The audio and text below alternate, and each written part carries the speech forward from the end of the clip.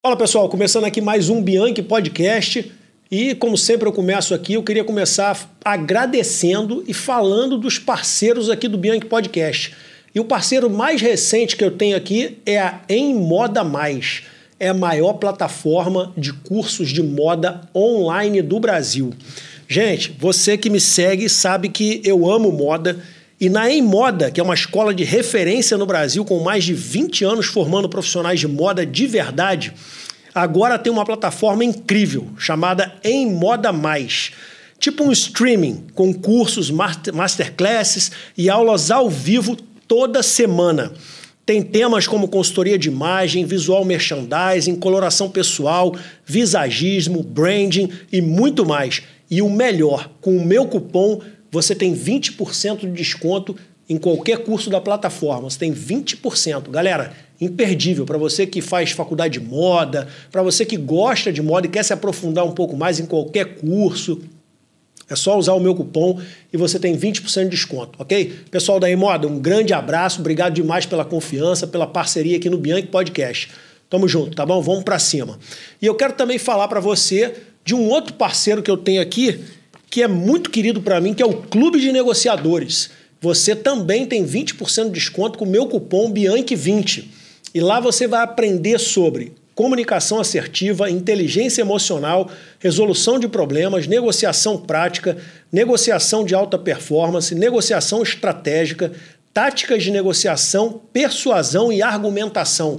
Gente, essa é a plataforma se você quiser aprender sobre táticas de negociação, comunicação assertiva. Entra lá, clubedenegociadores.com, aplica o meu cupom Bianchi20 e você vai ter muito curso muito legal que vai dar uma deslanchada na tua vida profissional, tá bom? Um outro parceiro muito querido que eu tenho aqui, que me veste inclusive, é a Di Francesco Alfaiataria. Gente, quero mandar um abraço grande aqui para o seu Francesco, para o Felipe, para a dona Lúcia. Pessoal, obrigado demais pela confiança, pela parceria. E você também, com o meu cupom Bianchi20, você tem 20% de desconto em peças de alfaiataria feitas sob medida. E nada melhor do que uma roupa feita sob medida, não é mesmo? O caimento é melhor, tudo fica perfeito. Gente, imperdível, né? Bianchi20, você tem 20% de desconto na Di Francesco Alfaiataria. Grande abraço, pessoal. Obrigado pela parceria. E um outro parceiro que eu tenho aqui, que já é o mais antigo meu, é a Ótica Visão Máxima. Se você me segue aqui no Bianchi Podcast, me segue nas redes sociais, Marcelo Bianchi, @MarceloBianchi, você tem 35% de desconto em qualquer óculos, de qualquer marca, qualquer modelo, óculos de sol, óculos de grau, lente de contato. E tem um detalhe incrível que eles lançaram há pouco tempo. E eu lancei aqui, o lançamento foi aqui no Bianchi Podcast. Se você quiser fazer um óculos personalizado com o seu nome, você tem 25% de desconto. É só falar que assistiu o Bianchi Podcast, está me seguindo na rede social, seguindo a Ótica Visão Máxima. Entre em contato com eles, fala, ó, assistiu o Bianchi Podcast e ele falou que eu tenho 25% de desconto em óculos personalizado. E você tem mesmo, e o atendimento é de excelência. Gente, parceiro, muito feliz com essa parceria, obrigado demais. E eu recebi uma notícia hoje espetacular do Cleidson da Ótica Visão Máxima. Eles acabaram de fechar um contrato com o grupo Roupa Nova. Então, todos os óculos dos integrantes do Roupa Nova, seja de sol, óculos de grau, é tudo feito pela Ótica Visão Máxima, tá bom? Pessoal, Roupa Nova, parceria show de bola. A Ótica Visão Máxima é nota 10. Pessoal, eu quero falar para vocês aqui que eu estou muito feliz porque eu estou recebendo aqui hoje no Bianchi Podcast o Thiago Marotti. Thiago é psicólogo, eu vou falar aqui o currículo dele para vocês. O Thiago é psicólogo, formado pela PUC-Rio, é mestre em psicologia social pela PUC-Rio, atualmente faz doutorado em administração pela FGV Rio, na área de ciências comportamentais e tomadas de decisão. Sua pesquisa atual envolve identificar fatores protetores e desencadeantes de comportamentos antiéticos pró-organizacionais. Foi coordenador e membro fundador da Liga de TCC da UF, onde atualmente pesquisa sobre autocompaixão. Foi professor da UF, onde ministrou aulas de psicologia comportamental e terapias cognitivo-comportamentais. Tiago também atende em sua clínica pela abordagem cognitivo-comportamental com foco em questões de autoestima, ansiedade e de relacionamentos amorosos. Como hobby, Tiago gosta de passear, passar seu tempo fazendo atividade física, principalmente calistenia. Menina saradinha, hein? Jogar beach tênis, ele joga com a gente lá também aos sábados. E dançar forró, meu amigo. Exatamente. Ele e a Vitória, sua namorada, são craques no forró. Tiago, cara, obrigado demais pela presença aqui no Bianchi Podcast. Prazer. É uma honra recebê-lo aqui. E eu acho que esse papo vai ser muito legal, porque é um tema que eu gosto muito, cara. Sim, é muito legal. E uma coisa que eu acho bem maneira é que eu noto como, quando eu trago esse assunto para as pessoas, todo mundo fica, nossa, isso é muito legal. Apesar de ser um tema meio sombrio, meio obscuro, que a gente não costuma gostar de falar no dia a dia, quando a gente fala que está pesquisando sobre isso, as pessoas ficam, caraca, me conta um pouquinho mais aí que eu também estou querendo saber. Não, sem dúvida nenhuma. Cara, é um tema muito interessante, realmente. E a gente estava conversando fora do ar aqui, fora dos bastidores aqui. Tiago é muito jovem, cara. Tiago tem 27 anos. 28. Tá, 28 anos. Está indo agora terça-feira para o Texas para concluir o doutorado dele. Se ele disser que tem 20 anos, cara, passa fácil. ainda bem que o Santiago tá gravando ali, ó. Pode botar isso aí lá depois, Santiago. Tiago, a primeira pergunta que eu tenho para você, cara, é uma pergunta comum a todos os convidados. Tá. Quem você é? Tá. Quem você é? Quando eu ouço essa pergunta, o que me vem é pensar numa resposta bem profunda sobre, talvez, valores, sonhos e aspirações que eu tenho na vida. Então, acho que, para responder essa pergunta, eu diria que eu sou uma pessoa que preza muito pela qualidade das relações, preza muito pelo bem-estar das pessoas que estão à minha volta e que muita da dedicação que eu tenho, tanto pessoal quanto profissional, ela é muito voltada para as relações que eu tenho, seja amorosa, seja uma relação de amizade, seja uma relação de família. Eu tenho isso muito forte para mim, que o maior ponto que traz qualidade, que traz bem-estar para a minha vida, tem a ver com as conexões sociais que eu tenho. Então, relacionamentos, né? Relacionamentos, com certeza. Eu acho que é o que mais me conecta, eu sinto que é o que me energiza. Então, tem pessoas que gostam de fazer atividades específicas, gostam de um trabalho, gostam de uma atividade manual, gostam de fazer, às vezes, até trabalhos voluntários. Eu vejo que o que me conecta muito comigo mesmo, até trabalhos com animais, o que me conecta muito é estar perto de pessoas, independente do ambiente. Então, para mim, eu até falo, eu posso me juntar com meus amigos numa sarjeta. Se eu estiver com eles, eu vou estar feliz, independente do lugar que a gente esteja. Muito legal, muito legal. Eu também sou um cara bastante relacional, acho que isso é importante pra caramba também. Tiago, vou começar fazendo uma pergunta para você. A segunda pergunta, na verdade, que a gente estava falando ali nos bastidores, pouco antes da gente começar aqui. Eu queria a sua visão sobre isso. O que é ética? O que é ética? Quando a gente está falando de ética, a gente fala necessariamente sobre comportamentos ou atitudes que são esperadas dentro de certa cultura. Então, não existe uma regra universal, mas sim regras que são combinadas, são arbitrárias dentro de pequenos grupos. Então, a ética está muito voltada a quais são os combinados de certo grupo sobre o que é esperado, o que é aceito e o que não é aceito.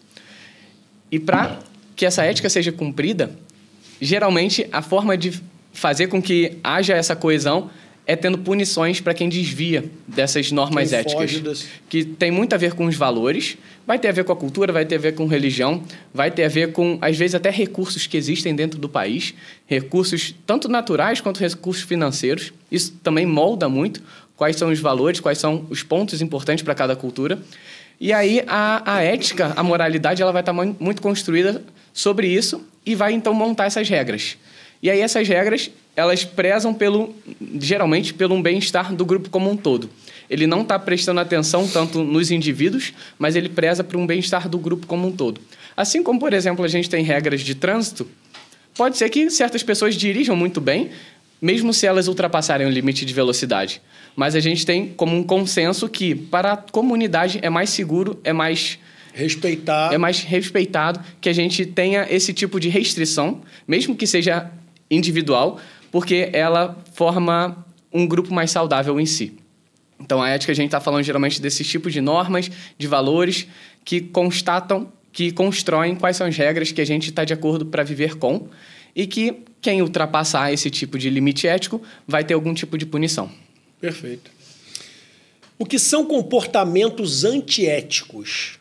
Certo. E o que leva pessoas a terem este tipo de comportamento? Dois pontos. Vai ficando legal. Fatores individuais, ambientais ou de caráter mesmo? Sim. Tá, isso é ótimo. Então, você pode ler a pergunta de novo? Primeiro, o que são comportamentos antiéticos? Antiéticos. Então, os comportamentos antiéticos, eles vão ser qualquer tipo de comportamento que eles ultrapassam essa barreira.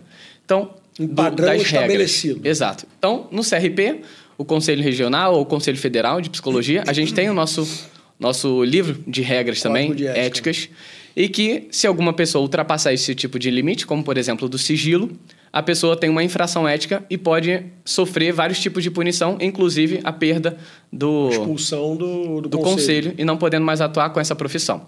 Porque são regras que a gente arbitrariamente escolhe, que a gente acredita que sejam justas e que protegem tanto o psicólogo quanto os pacientes sobre o que a gente acredita que é mais proveitoso no sentido de qual serviço que a gente está oferecendo como um profissional da saúde. Então, qualquer comportamento que ultrapasse esse limite, a gente pode dizer que é antiético. Claro que a gente pode debater. Mas será que é ético ou não?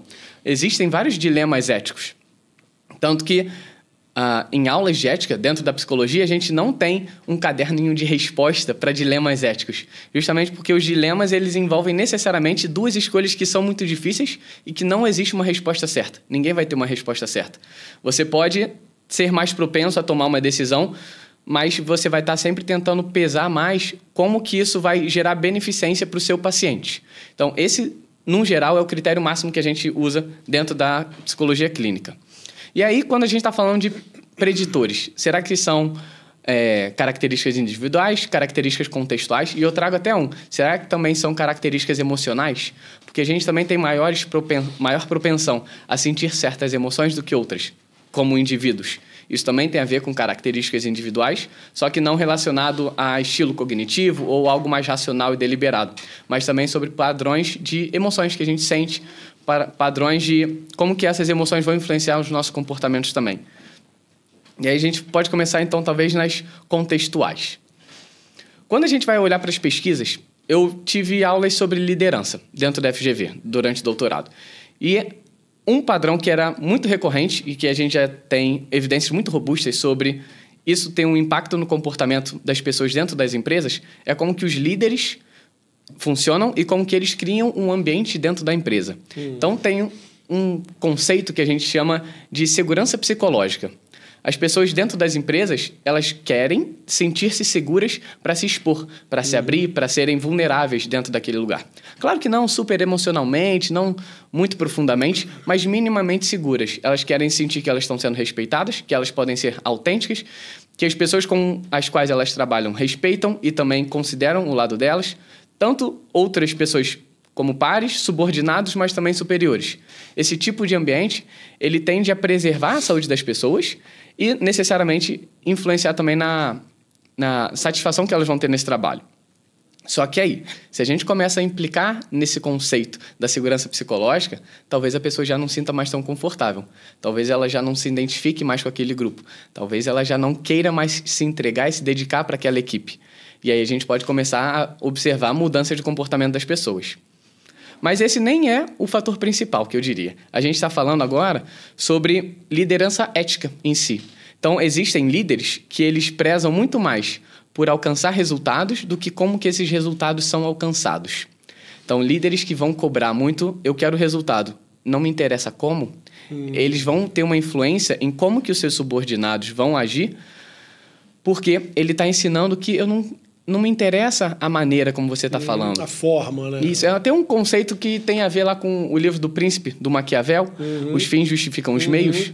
Eu quero ser cego aos meios. Eu quero só saber do resultado na ponta do lápis. Exato. Então, não me interessa como é que você está atingindo esses resultados. Se a gente tem líderes ou equipes com esse tipo de mentalidade, a gente constrói um ambiente que ele não prioriza a ética. Ele está priorizando os resultados acima de várias outras coisas. Da ética. Em detrimento, não necessariamente, mas pode ser um fator também. Assim como a boa relação entre o funcionário e um cliente. Pode estar sendo passado por cima, porque comportamentos antiéticos, eles podem envolver também mentiras, omissões, exageros. Então, se eu estou tentando te vender um produto, eu posso exagerar uma qualidade desse produto, eu posso minimizar os potenciais problemas que esse produto pode vir a ter, eu posso omitir problemas que eu já vi que outros clientes tiveram anteriormente. Isso tudo, a gente está entendendo que está tendo algum tipo de engano da pessoa para algum tipo de benefício próprio.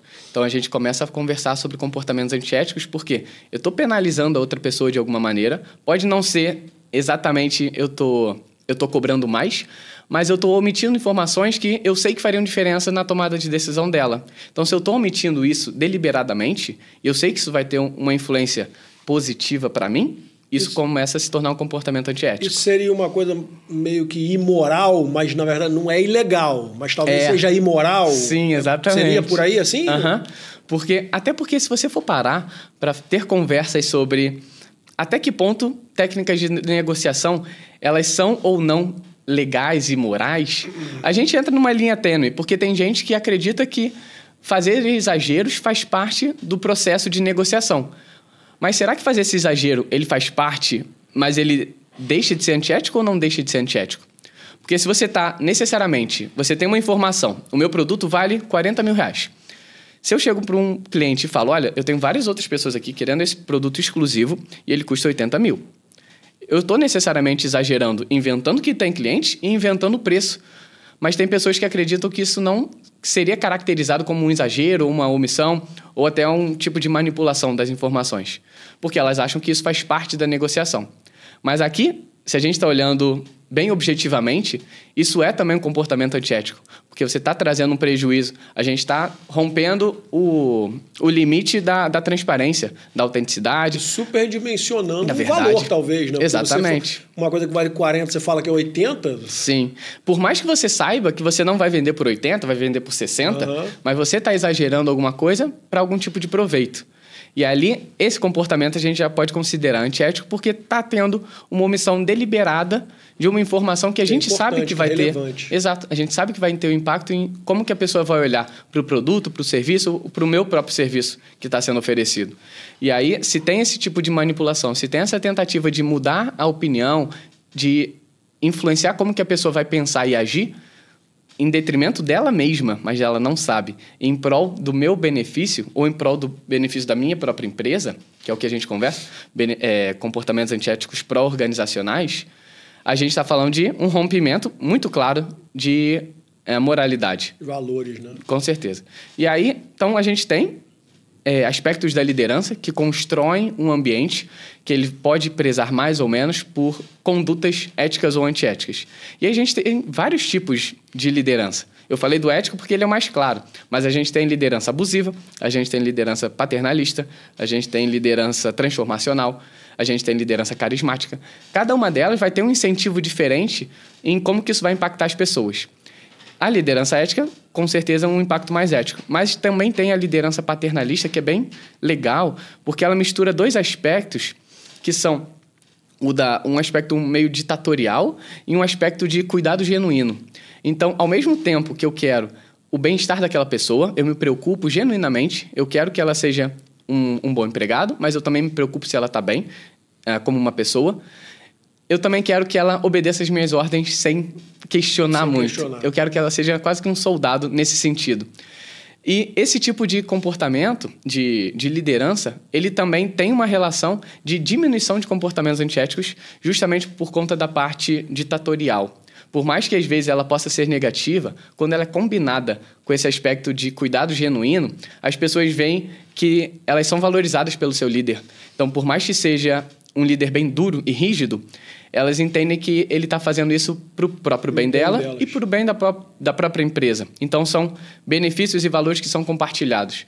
Então, se eles têm esse tipo de líder, eles também tendem a ter menos comportamentos antiéticos porque eles valorizam a visão do líder e eles também podem temer o tipo de punição. Já que ele é um líder muito duro, muito rígido, as punições também são muito severas. E aí tende a diminuir de novo os comportamentos antiéticos. Muito legal, cara. Muito interessante, né? E você tem algum dado na tua pesquisa ou você sabe de alguma coisa que envolva a geração Z especificamente em relação a isso, não? Não, sobre isso não. De gerações, né? Mas, deixa eu ver. A gente pode continuar, na verdade, sobre outros aspectos. A gente falou do fator contextual. A gente pode falar também de fatores de pessoa, individuais. E aí a gente começa até a entrar um pouco mais dentro da minha pesquisa do doutorado, porque eu busquei fazer uma mescla tanto de fatores contextuais quanto de fatores individuais. E como é que a gente faz, então? A gente tinha a ideia de querer mensurar quais são os fatores das pessoas, o que as pessoas têm de diferente entre si, que faz com que elas sejam mais ou menos propensas a ter um comportamento antiético. Eu vou começar até pelo fim. O meu comportamento antiético, que seria o meu desfecho, eu quero identificar quem é mais ou menos propenso a isso. Ele foi feito como uma tarefa de negociação, até como a gente estava falando mais cedo. Então, ele era online, mas eu botava para os participantes que eles iam assumir um cargo de vendedor de automóveis, de uma loja de carros usados. E aí eu dava certas informações. O carro vale isso, o carro tem esse pequeno problema, ninguém ainda veio buscar e você vai agora negociar com uma pessoa que vai ser o primeiro potencial comprador. E eu falava que eu ia conectar essa pessoa virtualmente com esse comprador. E ela teria que negociar. Ela teria 4, 5 interações para tentar fazer a venda desse carro para beneficiar a própria empresa. Então, era uma negociação minimamente realista, não era uma escala de autorresposta em que eu dizia, eu sou ético, eu não sou ético, porque isso as pessoas não vão querer. Ninguém quer ter contato dizendo que se considera uma pessoa que é pouco ética. Então, a gente tentou fazer de uma forma mais realista, fazendo as pessoas se comportarem. Em vez de perguntar para as pessoas e ouvir o autorrelato delas, a gente falou, toma esse contexto aqui e se comporte dentro dele, porque eu quero ver como é que você vai agir. E aí, dentro das alternativas, como que as pessoas poderiam agir, elas tinham alternativas mais ou menos éticas. Então, elas poderiam exagerar, elas poderiam mentir, elas poderiam omitir informações, tudo para tentar beneficiar a própria empresa. Então, esse foi a minha forma de medir comportamentos antiéticos pró-organizacionais. E aí, aqui o pró-organizacional, ele tem muito o intuito de ser algo que a pessoa sinta uma identificação. Por que eu pesquisei sobre pró-organizacional? Porque eu queria ver se pessoas que também tenham algum tipo de conexão com a própria empresa, elas sentem que coisas que afetam a empresa afetam também a própria pele. Então, quando a gente tem uma cultura que é muito próximo, eu sinto uma coletividade, a gente tem missão, valores, visão compartilhados, as pessoas tendem a associar a identidade das empresas a elas mesmas. Então, problemas das empresas também se tornam os problemas individuais da pessoa. Então, quando ela vê uma oportunidade de talvez tirar vantagem de um possível cliente e que isso pode beneficiar a empresa, a pessoa também tem mais potencial para fazer isso. Quando ela tem essa junção de identidades da empresa com ela mesma.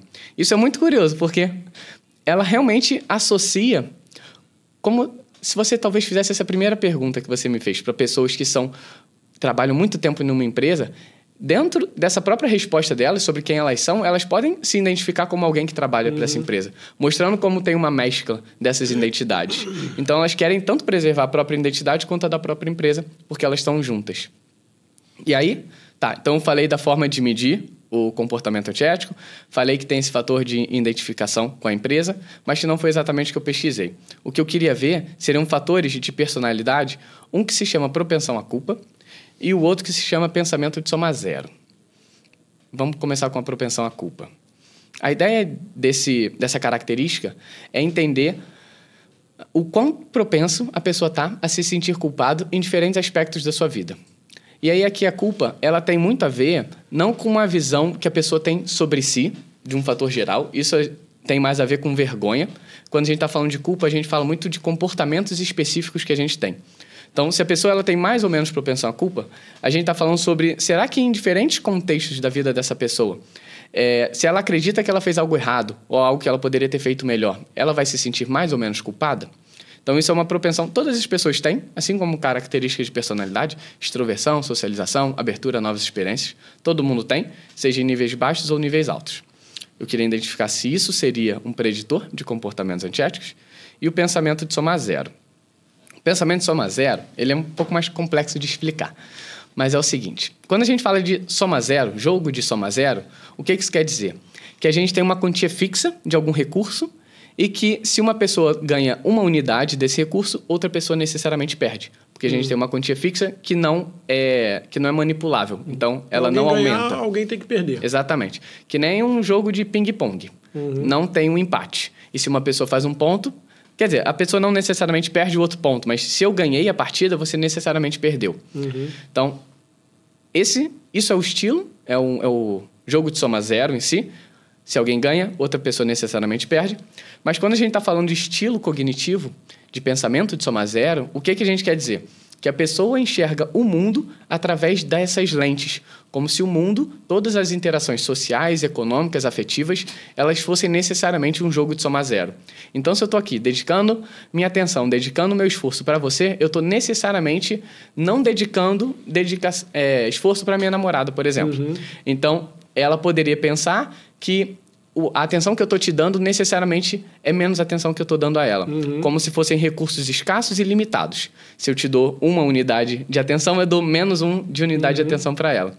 Então, as pessoas que têm essa tendência a enxergar o mundo dessa maneira, em que um ganha e o outro perde, é o que a gente chama de pensamento soma zero.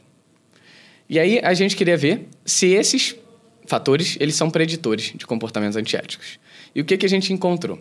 Que as pessoas que têm maiores níveis de se sentir culpadas, elas também são aquelas que têm menores níveis de comportamentos antiéticos. Então, lembra que a gente estava falando... Peraí.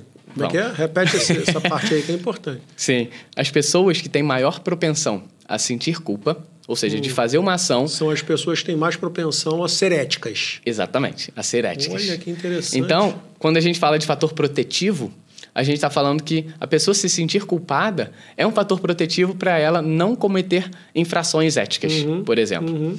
E isso não tem a ver com contexto. A gente está falando de uma forma que a pessoa é, características dela mesma, da formação do caráter dela, da formação das emoções, como que ela se enxerga.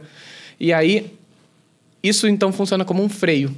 As pessoas que se sentem muito culpadas, elas se avaliam muito sobre seus próprios comportamentos, elas tendem a ter esse freio de comportamentos antiéticos justamente por serem comportamentos que, apesar que, além de serem mal vistos socialmente, ela também vai se ver muito negativamente. Então, ela não vai suportar muito esse tipo de constatação que ela foi uma pessoa que cometeu algum tipo de infração. Nem por ela mesma, nem por questão do julgamento das outras pessoas. Porque ela tende a ser uma pessoa mais sensível para o julgamento social que ocorre dentro do seu contexto. E aí, então essa é a propensão à culpa. Quando a gente vai para o pensamento de soma zero, inverte a forma como a gente interpreta. Então, se a propensão à culpa, quanto maior ela é, menor o comportamento antiético, quanto maior o pensamento de soma zero, maior os comportamentos antiéticos também. E aí funciona como se a gente tivesse fichas de pôquer aqui. Então, eu estou querendo ganhar mais recursos. E para eu ter mais recursos, eu necessariamente preciso tirar os seus. Então, se eu estou, voltando agora para a minha situação de negociação, onde eu quero te vender um carro, eu acredito, na minha visão de pensamento soma zero, que se eu conseguir os seus recursos financeiros, você necessariamente está perdendo, então eu estou beneficiando a minha própria empresa. Então, enxergar que a retirada de recursos financeiros de uma outra pessoa necessariamente me beneficia é uma forma que a gente tem de enxergar o mundo que aumenta a chance da pessoa ter comportamentos antiéticos, porque ela todo mundo, no geral, quer ter recursos que considera que são minimamente suficientes para uma vida digna. Então, esse tipo de pensamento, a pessoa vai ter maior propensão a enxergar que ela precisa tirar recurso das outras pessoas. E mesmo, às vezes, sabendo que vai tirar o recurso de alguém, vai prejudicar aquela pessoa, se a pessoa perder aquele recurso. Sim. Mas, na verdade, o vendedor ele quer vender. Ele não está preocupado se vai prejudicar a pessoa perdendo aquele recurso. Exato. Ele não... E aí, a gente começa a entrar nessa outra parte que eu vou pesquisar ainda, que são traços de personalidade sombrio. Mas eu vou só terminar a parte do pensamento soma zero. Mas então é exatamente isso. A gente começa a se aproximar daquela mentalidade de não importa os meios, o que importa é o fim. Eu preciso de recursos para mim. Eu preciso de recursos para minha empresa. Se para isso eu preciso omitir, eu preciso manipular, eu preciso fazer algum tipo de infração ética, eu vou cometer isso. Porque aí entra um novo fator que eu também pesquisei, porque eu tenho uma boa justificativa para as minhas ações. E aí essa justificativa é o que a gente chama que é um mecanismo cognitivo. Então, quando a pessoa tem um pensamento soma zero, ela tem mais chance de ter um que a gente chama de desengajamento moral. Então, ela vai dissociar a própria identidade dos comportamentos dela, porque ela consegue justificar, por meio do contexto, os seus comportamentos. Então, se eu vou lá, eu tiro vantagem de alguém, eu consigo justificar falando, mas eu tirei vantagem de uma pessoa que tem muitos recursos, que, na verdade, eu vou estar beneficiando muito mais pessoas dentro da empresa, eu vou estar fazendo a empresa crescer. E a empresa, ela emprega muitas pessoas. E isso acaba gerando menos culpa na pessoa. Exatamente, muito menos. Então, é exatamente esse mecanismo, tanto para a propensão à culpa, quanto para o pensamento soma zero. Claro que de maneiras invertidas. Então, pessoas que têm muita propensão à culpa, elas têm menos desengajamento moral. Então, elas estão muito atentas à moralidade dos seus comportamentos. Então, elas sempre vão pensar que se eu fiz alguma coisa, isso é responsabilidade minha. Sempre não, mas de maneira geral. Então, elas se veem muito responsáveis pelas suas ações. Pelo contrário, pessoas que têm baixa propensão à culpa, elas têm mais chance de se desengajar moralmente. Então, elas podem tirar proveito das outras pessoas e falar, eu só estou fazendo isso porque o meu chefe está me cobrando tanto que eu tenho que atingir esse resultado, que a forma que eu encontrei foi de tirar vantagem dela. Então, não foi porque eu sou uma pessoa ruim, porque eu sou uma pessoa aproveitadora. Foi porque o meu chefe me mandou e eu tenho que entregar esse tipo de resultado. Dessa forma, ela consegue proteger a identidade dela. Então, a autoestima, que é positiva, que eu sou um pai de família, que eu sou uma pessoa ética, que eu sou uma pessoa que gosta de esporte, eu sou uma pessoa agradável, se mantém bem resguardada. Porque ela teve um tipo de comportamento, mas isso não está refletindo quem ela é.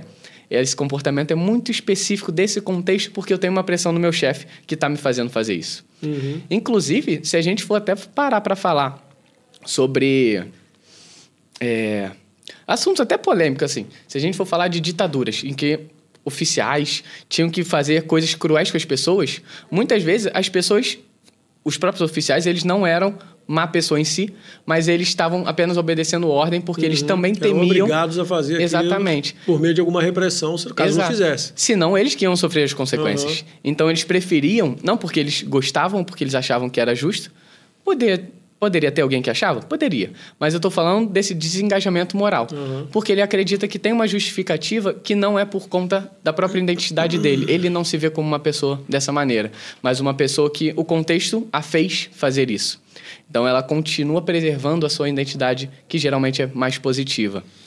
Cara, que interessante. A grosso modo, seria mais ou menos... você falou com relação à culpa. Se a pessoa ela sente mais culpa, ela tem uma tendência a ser mais ética. Sim. Se ela sente menos culpa, ela tem uma tendência a ser mais antiética. Exato. Olha que interessante. Porque ela não vai se preocupar com os danos, as consequências, a atitude que vai causar das próprias ações. Sim. Cara, que fantástico. E aí, pode falar. Aí, conectando com isso. Então, eu comecei a perceber esses dois fatores. Propensão à culpa e pensamento soma zero. E eles tendo aquele mecanismo que eu falei do desengajamento moral.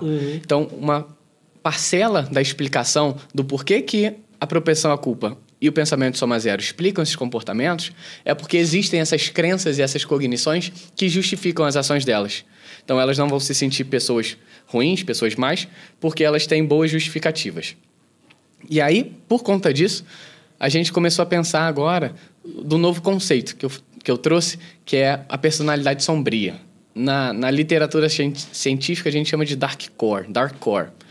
Existem outras pesquisas com Dark Triad, Dark Tetrad, mas agora, mais recente, a gente tem essa Dark Core, que ela engloba todos esses outros fatores. E aí, a Dark Triad e o Dark Tetrad, ele é composto pelos fatores maquiavelismo, que tem justamente essa ideia de... O nome, certamente, por causa de Maquiavel. Exatamente.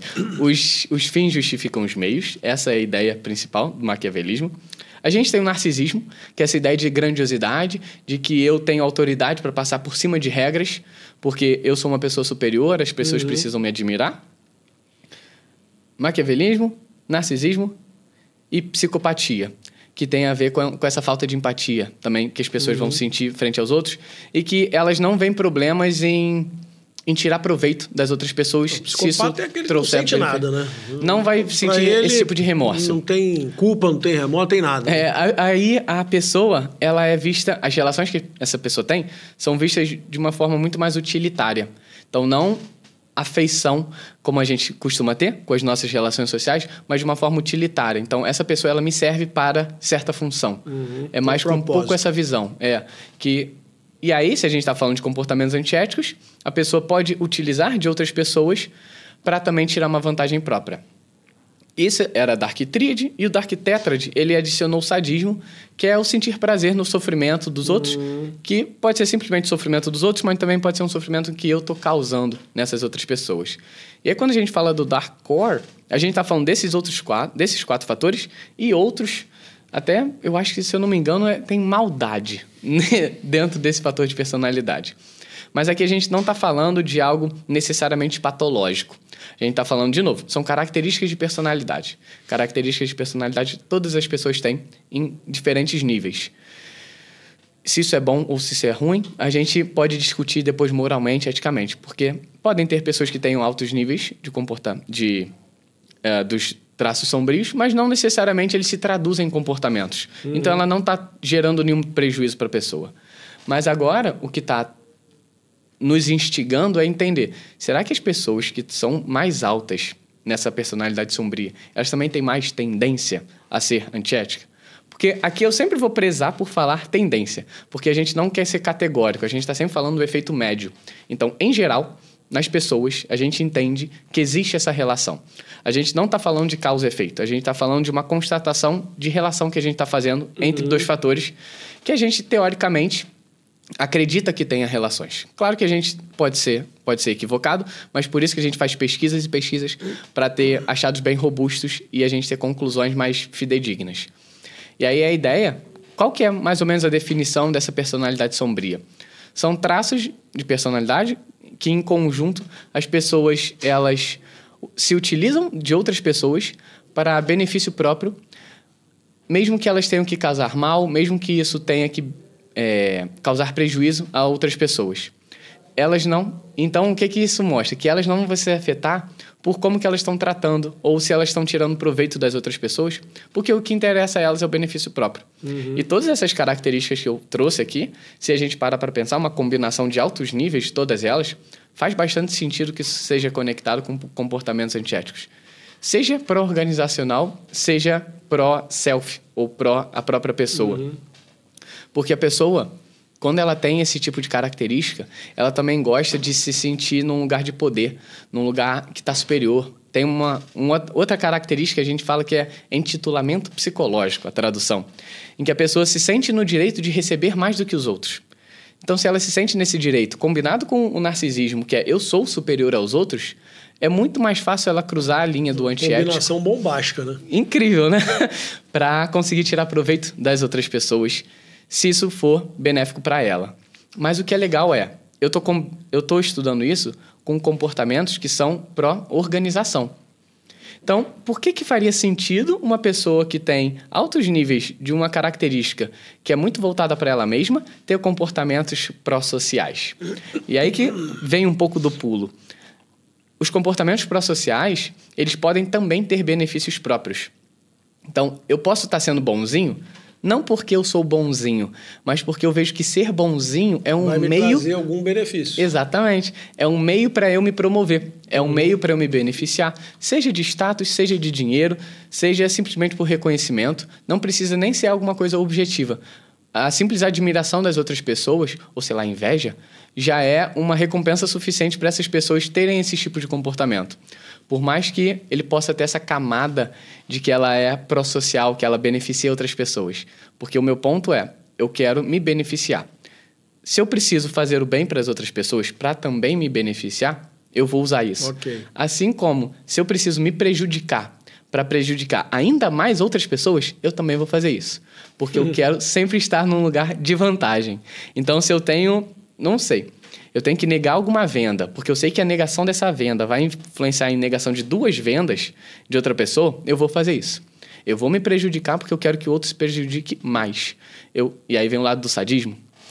E aí vem o lado do narcisismo, que eu quero estar acima, que eu tenho poder. Então, as pessoas, quando elas têm algum tipo de interesse de querer se beneficiar, pode ser por ambos os caminhos. Tanto aqueles mais bem vistos socialmente, como algum trabalho voluntário, quanto alguma coisa realmente negativa que seja prejudicar as outras pessoas. Eu vou inventar uma mentira para fazer essa pessoa ser afastada do trabalho. Eu posso fazer isso. Por mais que eu possa me queimar, eu quero queimar ainda mais essa outra pessoa. Porque eu entendo que, no final das contas, isso me beneficia. Interessante. Você sabe que semana passada eu dei uma aula na escola bíblica da igreja falando sobre as características da Igreja Universal do Reino de Deus. E uma comparação com a Igreja Reformada, né? Uhum. E você estava falando antes aí da questão a Igreja Universal, ela tem uma tendência a tirar tudo das pessoas, porque na Igreja Universal eles dizem que quanto mais dízimo você dá, quanto mais você oferta, mais Deus vai te abençoar. Perigoso. Muito perigoso, muito perigoso. Porque isso dá a sensação de uma barganha, né? De uma troca. E Deus não trabalha dessa maneira, né? Então, e que o seu benefício está diretamente conectado ao quanto que você dá de dízimo. Não pode ser em forma de gratidão ou de atos, né? Exatamente. E tem N pessoas que deram muita coisa para a Igreja Universal, que depois caíram em si e entraram na justiça e muitos conseguiram reverter e a igreja teve que devolver. Caramba. Você vê, né? Que loucura. De acordo, eu peguei uma pesquisa aqui na internet, claro. De acordo com a Ethics Research Center, existem 5 comportamentos antiéticos que são mais comuns. Me corrija se estiver errado. Eu peguei da internet. Sim. Mau uso do tempo, comportamento abusivo, furto por funcionários, mentir para funcionários, violação das políticas de internet da empresa. Se a gente for parar para ver, eles estão bastante conectados com o que você falou. Comportamentos organizacionais, né? Porque comportamentos antiéticos não necessariamente precisam ser. Assim como a gente pode falar de comportamentos éticos ou não dentro de relacionamentos, se a gente quiser falar sobre isso. Mas aí aqui fazem bastante sentido. O que eu me lembro, eu não vou também lembrar exatamente a lista, porque também não tem um consenso sobre isso, mas tem sim essa ideia de exagero, de mentira, de omissão, parece que tinha alguma coisa a ver com calúnia também, acho que o último ponto. Não, aqui ele fala de violação das políticas de internet da empresa. Mau uso do tempo, comportamento abusivo, furto por funcionários, mentir para funcionários, violação das políticas de internet da empresa. Sim. Aí o primeiro eu acho que ele é bem interessante, na verdade, de se olhar. Mau uso do tempo? Mau uso do tempo. Porque se a gente for parar para pensar, por que o mau uso do tempo seria um problema ético? Eu acho que esse mau uso do tempo aqui vai entrar no papo que a gente estava tendo quando a gente veio para cá. Me corrija se eu estiver errado, que você falou uma coisa muito interessante das pessoas multitarefas. Sim, exato. Eu queria que você falasse novamente, porque eu acho que muita gente que vai assistir esse papo depois pode se enquadrar nisso. Com certeza. Você estava falando das pessoas que acordam de manhã e já começam a fazer um monte de coisa achando que... eu estou fazendo... Olha o que eu estou fazendo. Estou produzindo pra caramba. Já fiz isso, já fiz aquilo. Queria que você falasse um pouquinho sobre isso, que eu acho que tem muito a ver com essa questão do mau uso do tempo, né? Com certeza. E aí, por isso que eu acho interessante, porque falar do mau uso do tempo, se você fala de maneira solta, parece que é nada a ver. Assim, como assim mau uso do tempo é um problema ético? Mas se a gente for parar para olhar mais detalhadamente, tem muito a ver também. Porque você necessariamente está no contrato com a sua empresa, você está dedicando o seu tempo para algum tipo de função, algum tipo de serviço para a empresa. E ela, em troca, te remunera. Então, se você está utilizando o seu tempo, deliberadamente ou não, mal, você está prejudicando esse tipo de contrato que você firmou com a empresa. Você tinha um compromisso de dedicação de tarefas e de tempo que seriam dedicados à empresa para ela te remunerar em troca. Essa é a troca que foi combinada. Então, se você está pecando nisso, e principalmente se for algo deliberado, é como se você também estivesse tirando proveito. Você está buscando algum tipo de manipulação do quanto que você está se dedicando ou não. Porque a sua remuneração, se não tem nenhum tipo de comissão, ela vai vir a mesma. Se não tem ninguém olhando muito de perto o que você está fazendo e você vai fazendo as coisas meio nas coxas e usando mal o seu tempo, você está, na verdade, se beneficiando porque você está se aproveitando daquele tempo da empresa, talvez para fazer qualquer outra coisa mas pessoal, não para cumprir com o que você foi contratado. E aí, entrando no que você estava falando do uso do tempo. A gente tem muito essa ideia de ser multitask, de ser multitarefa, que isso é incrível. Olha só como eu faço malabarismo com várias coisas ao mesmo tempo. Mas o que a gente sabe, assim, de neurociência, inclusive, é que não existe multitarefa. A gente só faz várias tarefas em que a gente fica se alternando várias vezes. Mas existe um grande problema que é, apesar dessa percepção equivocada de que a gente está sendo mais produtivo, a gente está necessariamente sendo menos. Porque o ponto é, a cada troca de tarefa que a gente está fazendo, então se eu estou aqui conversando com você, e aí eu também estou mexendo no celular, eu também estou prestando atenção em alguma coisa lá fora, eu estou trocando o meu foco de atenção em nenhum deles. E aí o ponto é, para cada um desses tipos de tarefa, ele requer do meu cérebro campos de ativação diferentes. Então se eu fico tendo que migrar, quais os conteúdos, quais as redes neurais que vão se conectar para fazer com que eu preste atenção e consiga interagir adequadamente com esse ambiente, vai ter muito desgaste, porque essa troca ela é feita o tempo inteiro. Então, você não vai estar em nenhum momento se debruçando e fazendo com que o seu cérebro se concentre naquela atividade específica, até para você ter mais dedicação e mais concentração, mais energia sendo colocada em um mesmo projeto.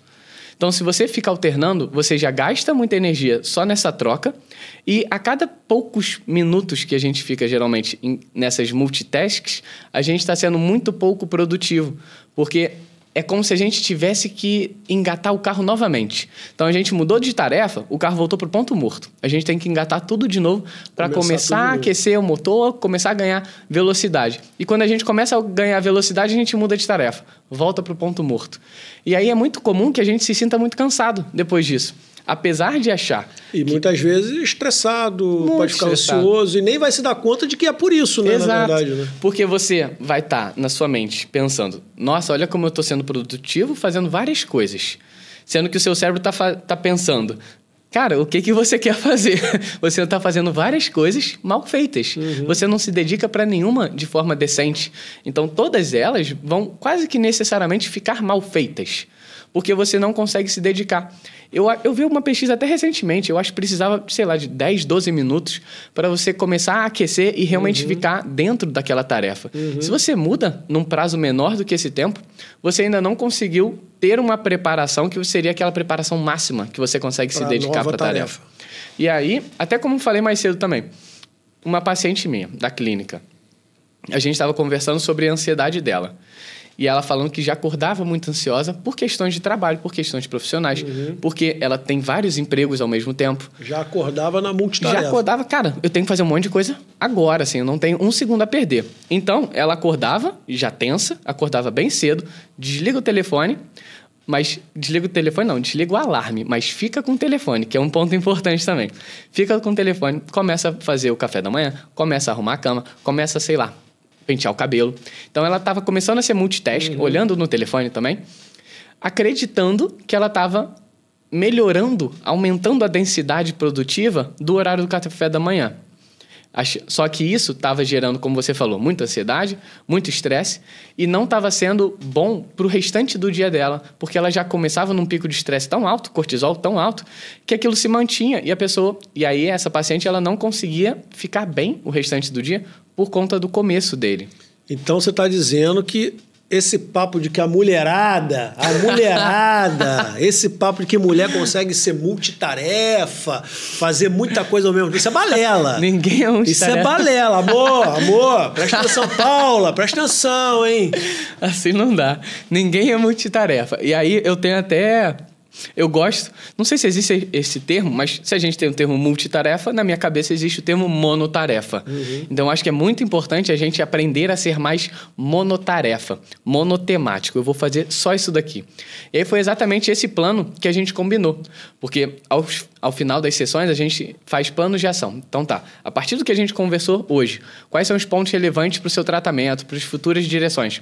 O que a gente pode fazer de algum tipo de mudança ou algum tipo de atividade que possa ser benéfico para você no longo prazo, que faça mais sentido para você, para o seu bem-estar.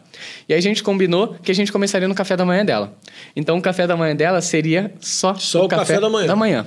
Ela não ia pegar o telefone, não ia levar o telefone, ela não ia arrumar a cama, ela não ia pentear o cabelo, ela ia fazer apenas o café da manhã.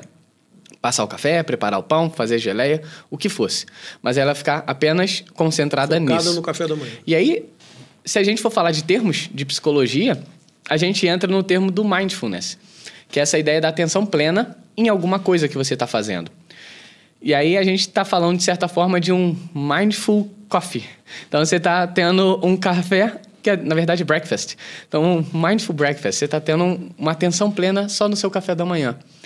E quando a gente tem esse estado de atenção plena, a gente deixa aquela ansiedade das preocupações que a gente vai ter no decorrer do dia, para a gente ficar focado só nisso. Vão vir. E muitas vezes ficar me preocupando. Antecipar ela. Exatamente. Esse é o ponto da ansiedade. A gente fica querendo antecipar vários problemas que muitas vezes são até imaginários. Para a gente se precaver desses problemas imaginários e, caso eles aconteçam, a gente esteja preparado. O ponto é, muitas vezes esses problemas imaginários não acontecem e a gente se desgasta muito preparando para coisas que nunca aconteceram. Então, a gente vive num estado de estresse muito constante, porque a gente acredita, às vezes, que essa nossa preocupação foi a causa do evento estressor não ter acontecido. Então, por eu ter me preocupado, por eu ter me preparado, eu estava pronta para a atividade que aconteceu, que eu achava que seria terrível.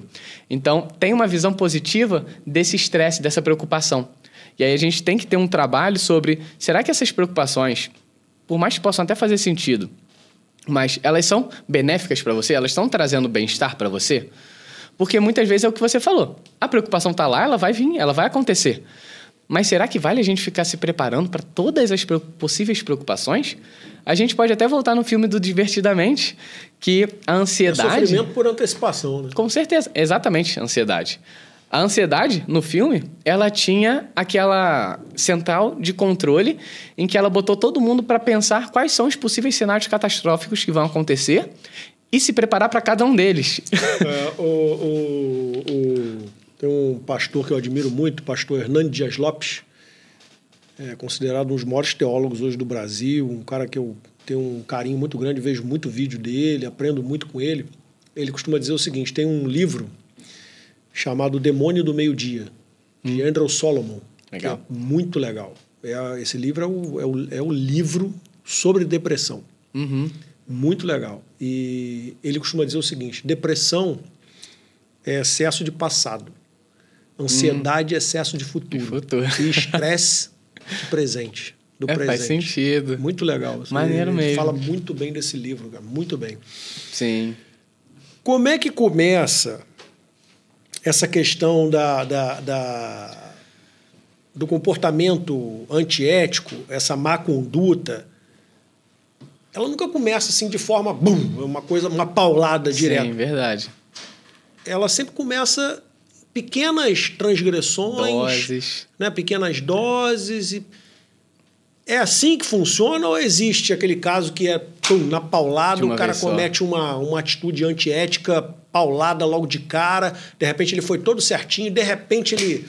Perdeu a paciência. Acredito que deva acontecer também, mas eu acho que normalmente a coisa ela vem num processo, né? Sim. Ela vem se desencadeando. É isso mesmo? Não, você está certo.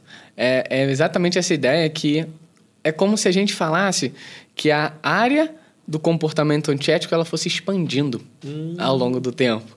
Então, quanto mais a pessoa pratica os comportamentos antiéticos, mais ela tem repertório de comportamentos antiéticos que ela pode ter. Então, ela vai se sentindo cada vez mais confortável de ter esse tipo de comportamento porque ela teve reforço ela foi reforçada no passado. Na psicologia a gente fala disso, reforço, que é quando acontece alguma coisa que aumenta a probabilidade do comportamento acontecer de novo no futuro. Então, a gente está falando aqui, eu estou aqui no estúdio, eu roubo o saquinho aqui da ótica. Vai ser um pequeno furto, mas no futuro, ele vai ser recompensado se ninguém perceber, se eu não for punido, se ninguém ver que eu roubei isso daqui. Então, foi um comportamento que ele foi benéfico para mim, porque eu tive furto, não fui punido e ele funcionou. Então, a área do meu comportamento antiético começou a expandir. Eu estou começando a ver que eu consigo fazer esse tipo de coisa que me beneficia, se prejudica os outros ou não me interessa, mas gera benefício próprio.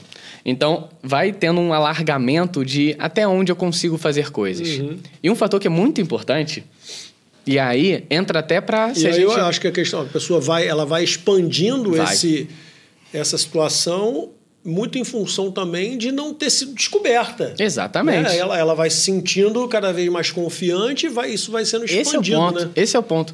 Porque se a gente está falando disso, tá? Então, por exemplo, falando da minha pesquisa, propensão à culpa, pensamento soma zero. São características das pessoas, a gente não consegue mudar isso. Mas o que a gente pode fazer para tentar melhorar essa situação? E aí a gente está falando dessa punição. Se a pessoa está conseguindo ser invisível, ela não vai ser pega. Então, ela tem mais chance também de transgredir as regras. Se a gente está falando de como é que a gente pode impedir ou diminuir isso, a gente está falando de aumento de transparência de responsáveis e também de aumento de punição. Porque são esses os dois fatores que a gente precisa que sejam combinados para a gente identificar e para a gente punir. Porque se a gente não tem algum desses, se a gente não tem transparência, a gente só vê que isso está acontecendo, eu vou fazer isso com quem? Quem é o responsável? Ao mesmo tempo que, se eu sei quem está fazendo, mas eu não tenho formas de punir, eu também estou impotente. Então, a gente precisa desses dois fatores juntos para a gente gerar algum tipo de mudança no sentido de prevenir.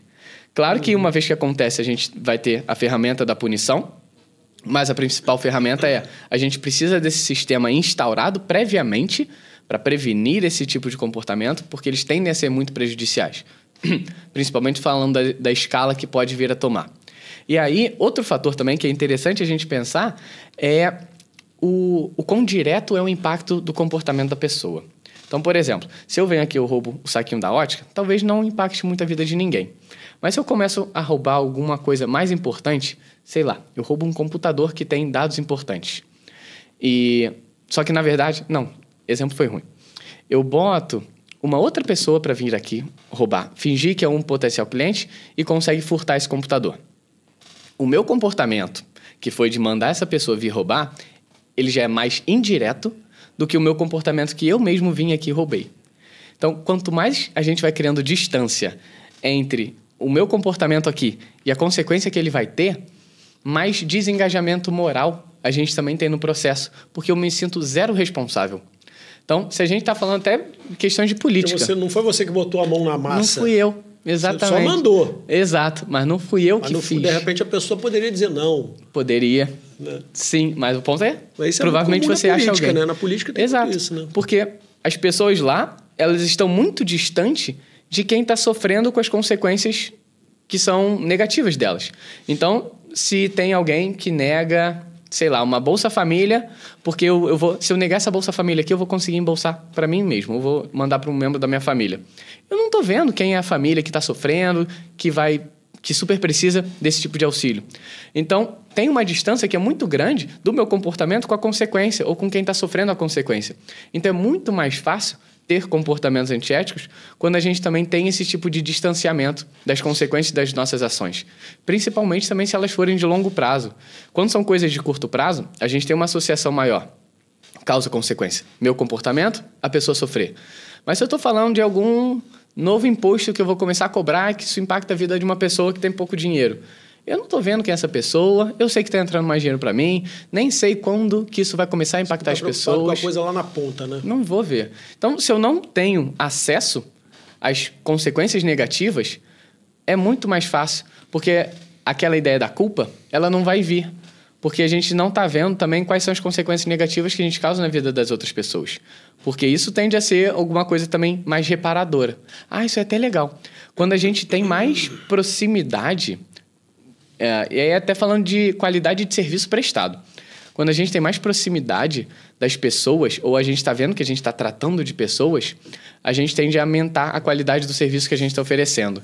E aí teve um estudo muito legal com esse pessoal que trabalha com raio-x, só que era alguém que trabalha com raio-x, mas não é a pessoa que vai lá e te leva para fazer.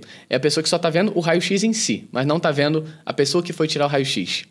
Eles fizeram um experimento, em que eles botavam uma fotinho da pessoa que tirou o raio-x e o outro eles só viam o raio-x em si. E aí eles estavam vendo que o diagnóstico e o tipo de detalhamento e descrição que as pessoas faziam, ele era muito mais profundo quando tinha uma foto. Ou seja, quando você conseguia pessoalizar muito mais o serviço que você estava fazendo, você conectava com uma pessoa, com alguma história, com alguma necessidade, algum problema que a pessoa teve. Muito mais do que só ver ossos de mão que você não sabe de quem é, o que a pessoa fez, como que ela está sofrendo com isso. Então, de novo, é o nível de proximidade ou de distância que a gente tem. Né? Uma coisa humanizada. Muito mais. Que é exatamente o lado oposto de quando alguém comete um comportamento antiético e não vê quem está sendo afetado. Você vai ser mais displicente. Você vai ligar menos para essa pessoa. Assim como se o serviço também vai ser de maior qualidade se você está falando pessoalmente com a pessoa. Você está olhando nos olhos, você está vendo o sofrimento dela. Você está falando isso aí agora, me veio aqui agora, lembrei dessa questão que a gente está muito em voga hoje. Eu tive a oportunidade de trazer aqui, inclusive, algumas pessoas para falar sobre essa questão das bets, dos jogos. E essa semana, vários influenciadores foram presos. Foi. Porque a plataforma oferece para eles a possibilidade de ganhar muito dinheiro sobre a perda dos jogadores. Isso é triste. E eles já recebem aquilo de forma antecipada. E alguns receberam 30 milhões, caramba, 20 milhões, 40 milhões. Aí você vê aquele influenciador comprando mansão, comprando carro, cheio de carro na garagem. Na verdade, ele está se dando bem em cima da desgraça do outro. Só que ele não está vendo. Exato. Ele não está vendo a ponta lá. Ele sabe que alguém está sendo prejudicado. Sabe, sim. Entendeu? E a minha grande questão com bet, com jogos em geral, é a questão do vício. Sim. Ontem, eu estava lendo uma reportagem no Instagram falando do Latino, cantor. O Latino perdeu 30 ou 40 milhões. Nossa. Em corrida de cavalo. Ele ficou viciado naquilo, ele perdeu uma fortuna. Muito dinheiro. Em corrida de cavalo. Não ficou só na corrida de cavalo. Provavelmente porque outras a pessoa também. Que aposta, ela acaba... Apostando vai em aqui, tudo. ela às vezes começa num determinado jogo, depois ela migra para outro, e ele acabou indo para pôquer, cassino. Cara, ele perdeu uma fortuna. Entendeu? Então, é o que você está falando, né? A pessoa não está vendo lá na frente, na ponta, quem está sofrendo com aquilo. Não vê. E eu acho que essa questão de ética, de comportamento, até a pergunta que eu vou fazer agora, eu queria que você falasse um pouquinho sobre essa questão na política especificamente. A gente vive uma época extremamente conturbada. Eu tenho 54 anos e eu não me lembro de uma época tão feia, tão suja na política. Política, a gente sabe que sempre teve um bastidor assim, de negociações, negociatas, de tomar lá da cá. Mas muitas vezes era uma coisa muito escondida. Não ficava e nem quando você não vê encarado. aquilo, você não sofre tanto. Né? Você sabe que tem, mas tá aquela coisa assim no horizonte. Você não tem certeza, uma coisa você concreta. não materializou. E a gente está vivendo uma época na política que as coisas estão se materializando. A gente está vendo muita podridão. E a política é uma coisa tão importante na vida de um país, porque nós somos seres políticos. Em algum grau nós fazemos política. O tempo todo. Nos relacionamentos, na vida profissional, na vida pessoal. Ok, faz parte.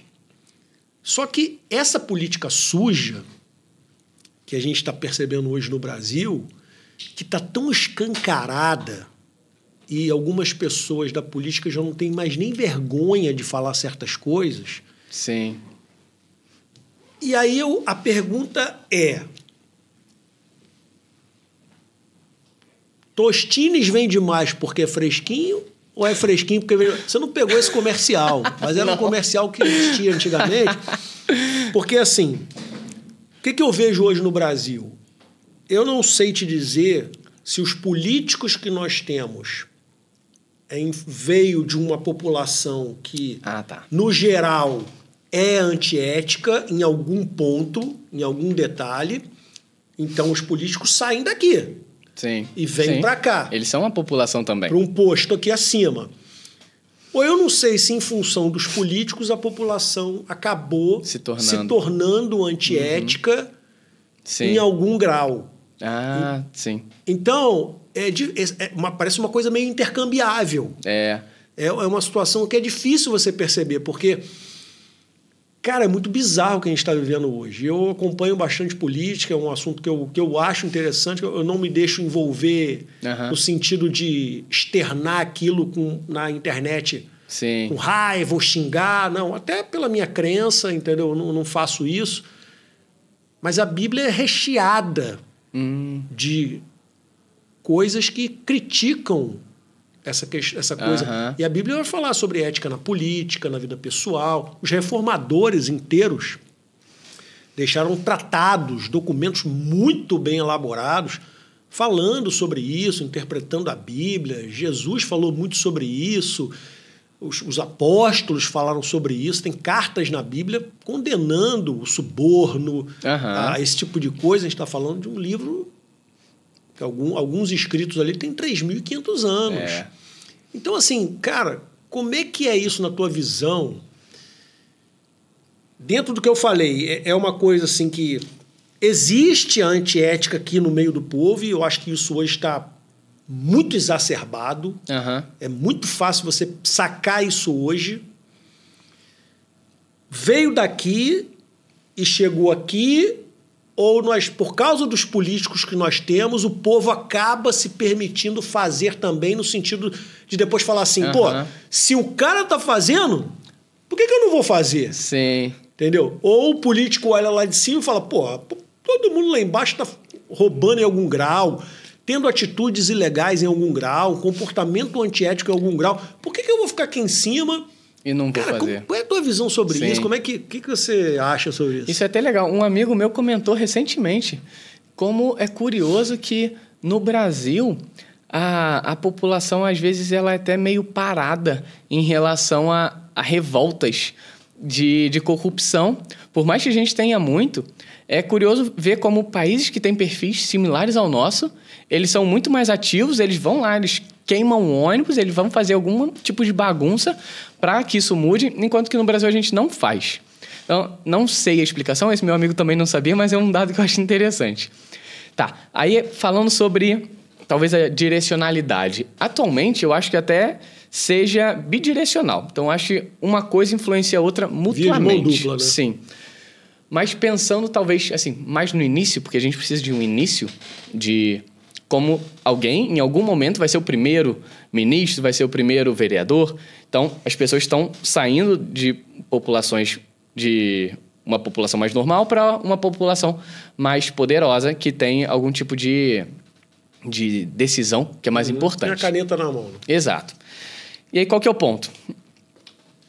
O que eu acredito, eu não vou ter... O que eu tenho de informação mais concreta é... Na população de políticos, lembra dos fatores sombrios da personalidade? A gente tem pessoas que tendem a ter níveis maiores dessas características sombrias de personalidade do que na população em geral. O que pode estar acontecendo? Pode ser que, dado que existe esse tipo de função na sociedade, as pessoas que já têm maior propensão a tirar proveito, a querer se dar bem, a não se interessar no impacto que tem nos outros, elas se interessam mais por esse tipo de lugar, porque elas têm uma possibilidade muito forte de não ser punida e, às vezes, até de não saberem quem essa pessoa é. Então, ele vai ser impune. Ele vai ser, às vezes, invisível e ele também não vai ser punido pelos tipos de comportamento que ele tem. Então, acaba se tornando um lugar muito atraente para pessoas que querem se aproveitar dos outros estarem, porque eles têm literalmente o poder. Eles conseguem tomar decisões de aumentar o próprio salário. Quem tem esse tipo de decisão, cara, claro que é atraente para todo mundo. Não só o salário, como muitos outros benefícios, né? Que já são muitos. Gasolina, né? De terno. Mas o ponto não é qualquer pessoa que vai se sentir à vontade para fazer esse tipo de coisa.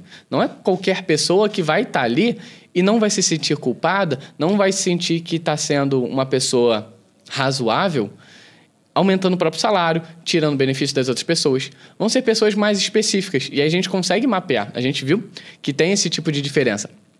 Pessoas que estão na política têm níveis maiores do que a média populacional desses traços de comportamento, desses traços de personalidade sombria. De sadismo, de maquiavelismo, de narcisismo, de psicopatia, daquele psychological entitlement, que eu mereço mais do que os outros, eu mereço que a sociedade me dê mais, então por isso que eu vou aumentar o meu salário. Então, ali é um lugar muito fértil para esse tipo de pessoa ocupar. E aí, então, eu diria que direcional seria no início da população ir para esse poder, mas depois, como eles também veem a própria população também fazendo pequenas infrações e não sendo punidas. E muitas vezes eles também fazem...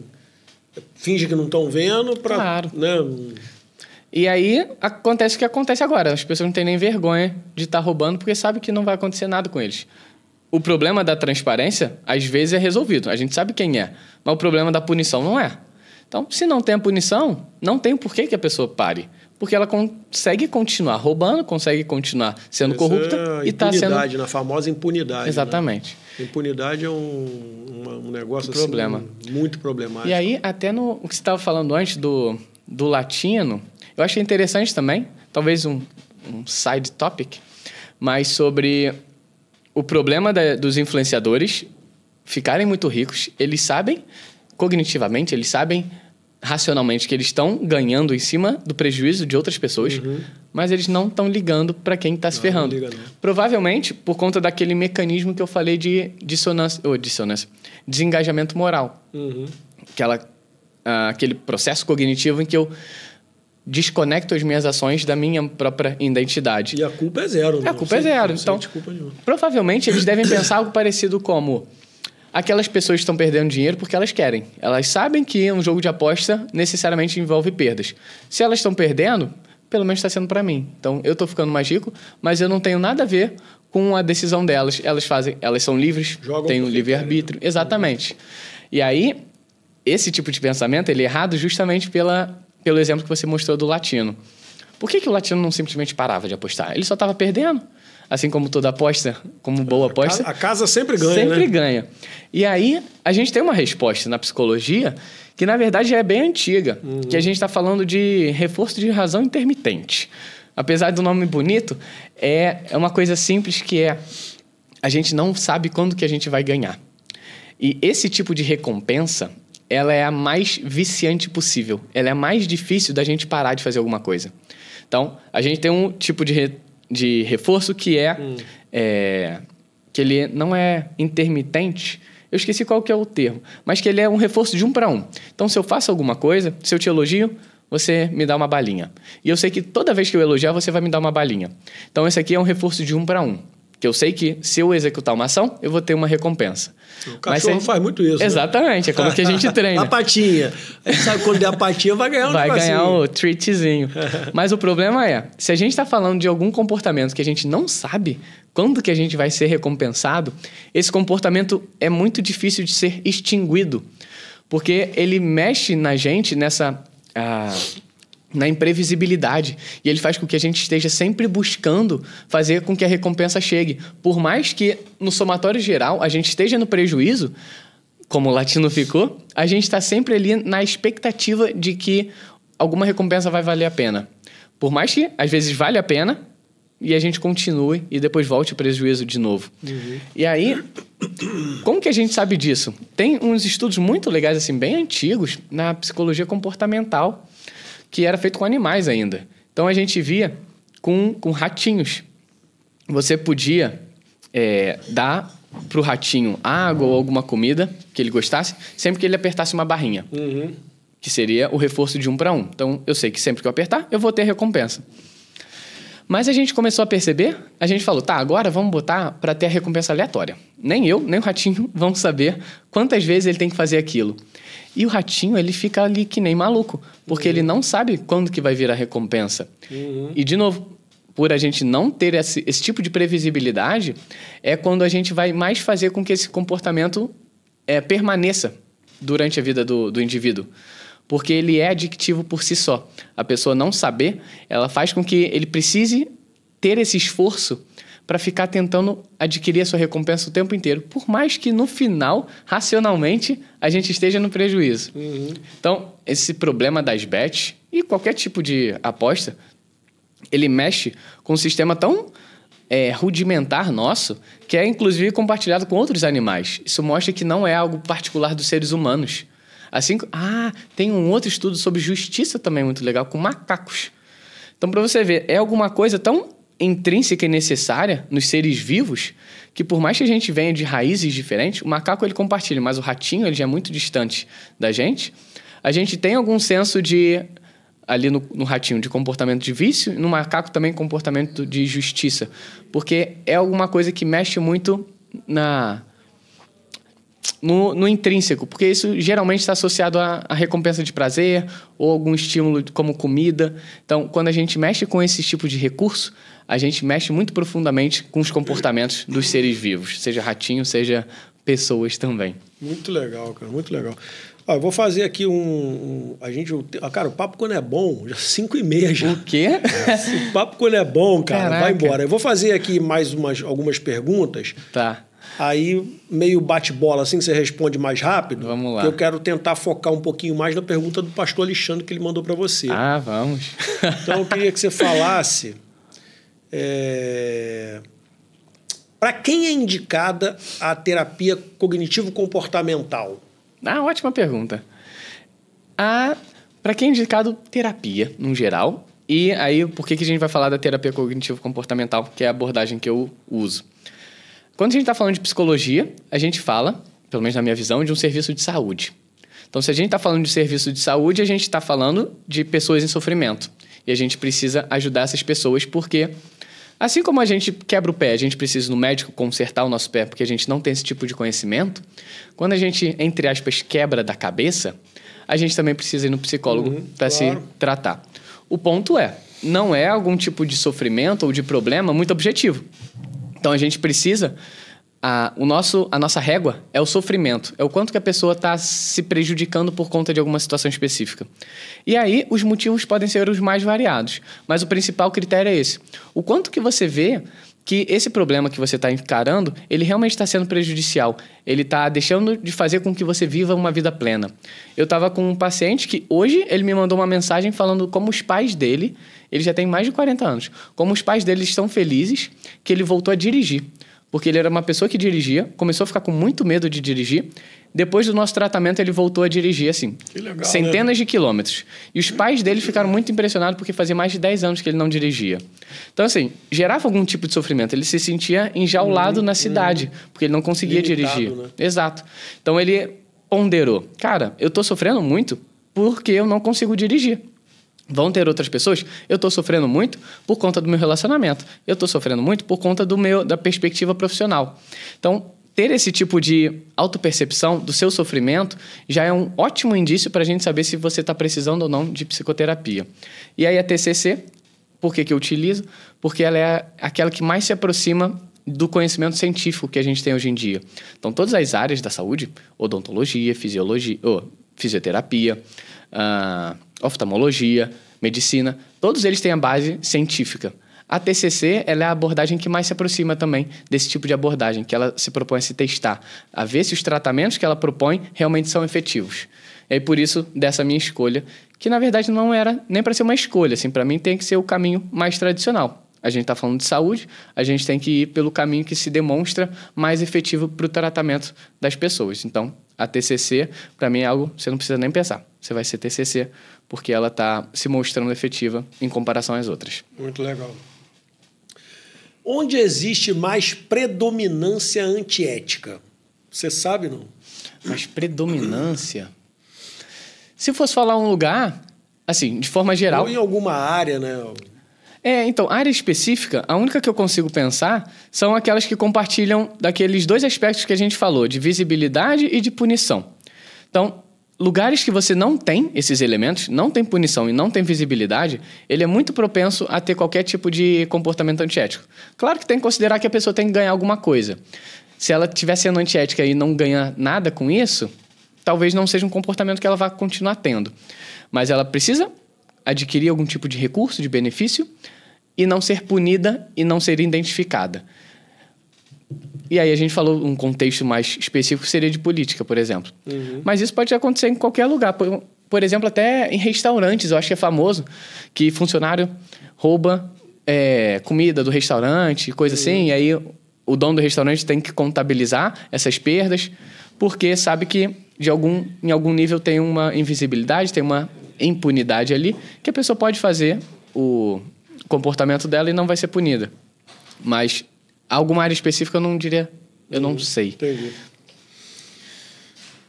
O que a impunidade tem a ver com a falta de ética? A gente falou essa palavra ainda agora aqui, né? Sim. Eu acho que muito do que acontece Com certeza. tem a ver com essa palavra, né? Impunidade, Sim. né? Porque assim como a gente estava falando do reforço, o que é o reforço? Alguma coisa que aumenta a chance do meu comportamento acontecer no futuro. A gente tem o oposto, que é a punição. Alguma coisa que acontece que faz com que o meu comportamento diminua a chance de acontecer. Então, se alguém vem e é grosseiro com você, alguma pessoa próxima, você fala, cara, não gostei da forma como você me tratou. Não faz mais isso. Isso, de certa forma, é uma punição para o comportamento da pessoa. Isso vai diminuir a chance dela ser grosseira futuramente. Então, a impunidade, ela está sendo a ausência da punição, nesse caso. Tem o reforço, que é a pessoa está conseguindo o que ela está querendo. Então, se ela está roubando dinheiro e ela consegue, esse é o reforço. Mas também não tem a punição, que é, sei lá, ela ir presa. Então, se não tem a punição, que é necessariamente a impunidade, cara, a pessoa vai. E aonde ela vai parar, a gente não sabe. Porque se não tem nenhum tipo de punição, não tem por que a pessoa cessar. Verdade. Como manter funcionários éticos? Boa. Isso tem a ver com o que a gente falou lá no início, né? Porque a gente estava falando, pelo menos na minha pesquisa, de características ambientais ou dos líderes. Líderes que são antiéticos, ambientes que são mais acolhedores, identificação com a organização. Mas quando a gente está falando de pessoas, a gente está falando de quem ela é. E também deve ter ambientes que são mais propícios à prática da antiética. Com certeza. Então, é exatamente aí que a gente tem que mudar, porque isso é alguma coisa que a gente tem capacidade de mudar. A gente não tem capacidade de mudar a sua propensão à culpa, o seu pensamento de soma zero, o seu desengajamento moral.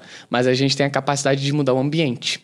A gente tem capacidade de mudar o estilo de liderança que o líder impõe. Então, a gente pode fazer com que o líder ele seja mais...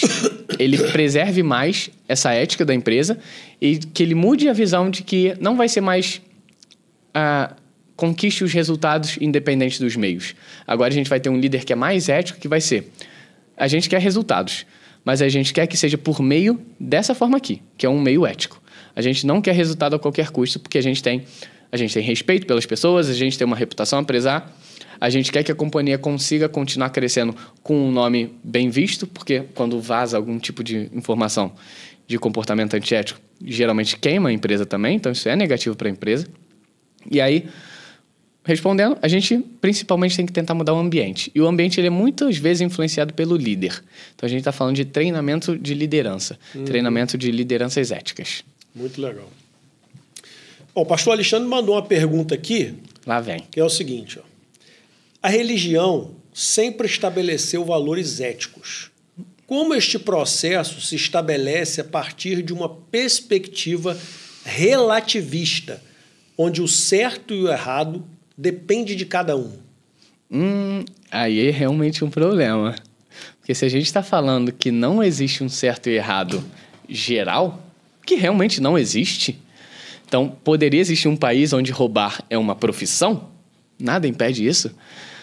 A gente também não tem como classificar necessariamente alguma coisa como certa e errada. E aí, por isso que a forma como a gente, como sociedades, de vários países, várias culturas, encontrou, foi da criação dessas regras de convívio em comum. porque a gente acredita que existem princípios, e aí vão ser princípios de respeito, de autenticidade, de liberdade de expressão, e a gente, por meio desses princípios, a gente cria as regras éticas que vão coordenar como que a gente vai se construir. E aí ele fez uma conexão com a religião, né? Que também tem um papel importante. Como ele falou, a religião ela pode ter um papel sobre a criação e a permanência e a manutenção de regras, sejam elas éticas ou qualquer outra natureza. Mas elas sim também podem ter um impacto muito positivo sobre até onde a pessoa vai ou não ser antiética. E se a gente parar até para pensar, se, por exemplo, alguma religião que tem a perspectiva de que você vai ser punido se você fizer comportamentos antiéticos, isso é o que a gente falou da punição, em termos da psicologia também. Você vai ser punido, ou seja, você vai ter menos chance de fazer aquilo, porque quando acontecer alguma coisa, seja ir para o céu, seja quando reencarnar, você vai sofrer as consequências negativas do que você fez aqui. Então, existe uma punição que ela também busca manter as pessoas dentro dessa regra. Então, funciona de uma forma parecida. Assim como a gente tem leis que ditam, se você fizer isso, você vai ser preso, você vai perder sua liberdade, na religião também pode existir esse tipo de regra. Se você infringir, se você cometer adultério, você também vai ser punido dessa maneira. Justamente para tentar preservar a integridade, que geralmente é o que rege os valores éticos que são combinados. De novo, não existe nada universal ou global, existem semelhanças, mas certo e errado universalmente não existe. Perfeito. Não, eu tenho um quadro aqui no programa, aqui no Bianchi Podcast, que eu costumo dizer o seguinte: ninguém chega a lugar nenhum sozinho. Concordo. Né? Todos nós, em algum momento da nossa vida, tivemos alguém que nos ajudou, que abriu porta. No teu caso, Tiago, quem é a pessoa que... Ih, rapaz. Se você tivesse que fazer uma ligação agora, para quem seria? Para a pessoa que te Agora. ajudou, que abriu porta, que te deu o conselho certo na hora certa, aquela pessoa que é uma referência para você. Sim. Quem é essa pessoa? Uma pessoa. Quem? Eu posso juntar em uma entidade de pessoas que são os meus pais? Pode. Porque o que eu vejo que eles me deram? De todas as pessoas assim, que passaram na minha mente enquanto você falou, eles foram as pessoas que me deram a tranquilidade de ter uma base que eu poderia fazer o que eu quisesse, que eu teria eles ali do meu lado. Então, se eu quisesse fazer qualquer outro tipo de profissão, se eu quisesse ter qualquer tipo de relacionamento, se eu quisesse ter qualquer tipo de hobby, independente desses sis, o que viesse depois, eu sempre senti que eles estariam ali do meu lado. Muito bom. Dadas diferentes situações que aconteceram comigo e que, sem essa base assim, de segurança, eu sinto que as outras pessoas que vieram posteriormente, que podem até ter tido um outro tipo de impacto, não teriam tanto proveito, porque eu não tinha aquela base estável e sólida que eu tinha, de confiança, de segurança, de que eu estava num lugar seguro, para conseguir ir me jogando. Porque, para mim, é isso que eu preciso. A gente precisa de um solo para conseguir pular. Se a gente não tem solo, não pula. Como é que é o nome do seu pai? É Rodrigo. Ele mora onde? Ele mora em Laranjeiras. Vamos ligar para ele? Quer ligar? Agora. Não sei se ele está atendendo.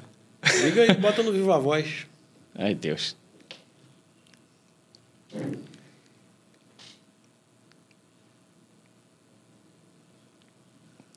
Tá aqui. Pode? Não. Eu acho que... Ah, tá. Não, estão os dois.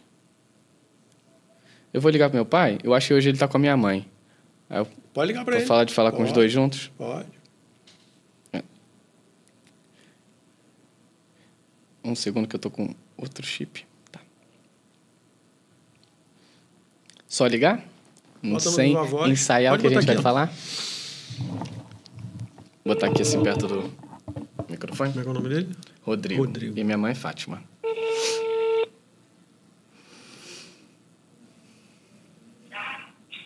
Alô? Seu Rodrigo? Sim. Quem está falando aqui é o Marcelo Bianchi, aqui do Bianchi Podcast. Eu estou aqui num papo muito legal com o seu filho, Tiago.